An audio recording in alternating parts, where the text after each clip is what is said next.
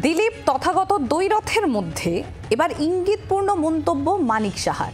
তথাগত রায় রাজ্যপাল থাকাকালীন সময় দেননি, কিন্তু দিলীপ ঘোষ জননেতা। মন্তব্য ত্রিপুরার মুখ্যমন্ত্রী মানিক সাহার। কি বলেছেন তিনি ঠিক একবার শোনাই আপনাদের।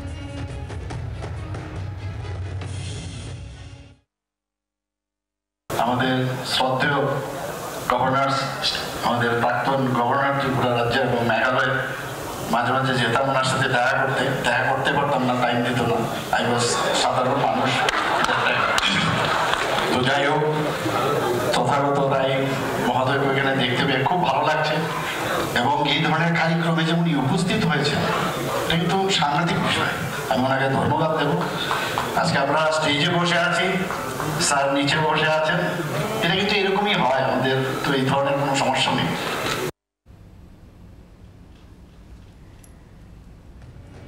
আমি আবারও চলে যাব নিউজরুম থেকে। আমাদের প্রতিনিধি মৌমিতা চক্রবর্তী রয়েছেন আমাদের সঙ্গে। মৌমিতা, ত্রিপুরার মুখ্যমন্ত্রী মানিক সাহা, তার মন্তব্য আমরা শুনলাম, কিন্তু কোন পরিস্থিতিতে বা কোন কিসের প্রেক্ষিতে মানিক সাহার হঠাৎ এহেন মন্তব্য?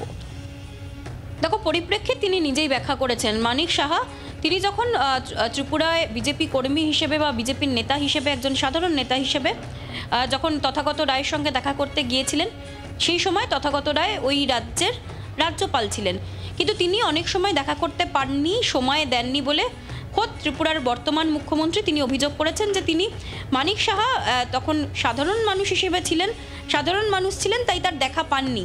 কিন্তু এত বড় অনুষ্ঠান, আজকে নরেন্দ্র মোদীর বক্তৃতা নিয়ে একটি বই উদ্বোধনের অনুষ্ঠান, সেই অনুষ্ঠানে তথাগত রায়ের উপস্থিতি, সেই উপস্থিতিকে কোট আনকোট সাংঘাতিক বা বড় ব্যাপার বলে কটাক্ষ করেছেন তিনি। এটা মঞ্চে উপস্থিত বাকিরা এবং ওই হলে উপস্থিত বাকি বিজেপির কর্মী সদস্য কারুর বুঝতে বাকি থাকেনি যে মানিক সাহা আজ কি ইঙ্গিতে তথাগত রায়কে বিদ্ধ করলেন। শুধু তাই না, তিনি এটাও স্মরণ করিয়ে দিলেন যে কোথাও একটা গিয়ে চাকা ঘুরেছে, চাকার একটা পরিবর্তন হয়েছে, কারণ তিনি সেই সময় সাধারণ একজন কার্যকর্তা হিসেবে দেখা করতে গিয়েছিলেন, কিন্তু আজকে তিনি ত্রিপুরার মুখ্যমন্ত্রী হিসেবে মঞ্চে বসে রয়েছেন। আর সেই সময়ের তৎকালীন রাজ্যপাল তথাগত রায় তিনি মঞ্চের নিচে বসে রয়েছেন।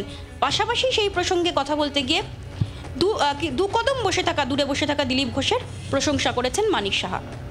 আর মৌমিতা, এখানে কি এই যে তথাগত রায় দিলীপ ঘোষ যে দ্বৈরথ, তার মধ্যে মানিক সাহার এই কটাক্ষ কি কোথাও একটু হলেও ঘৃতাহুতির কাজ করলো? একেবারেই তাই। দিলীপ ঘোষ শিবির তারা যে উজ্জীবিত হয়েছে, তা হলে উপস্থিত যারা বিজেপির কার্যকর্তা বা দিলীপ ঘোষ অনুরাগী, তাদের হাততালি প্রমাণ করে দিয়েছে। বাংলার আওয়াজ, বাঙালির আবেগ, জি 24 ঘন্টা।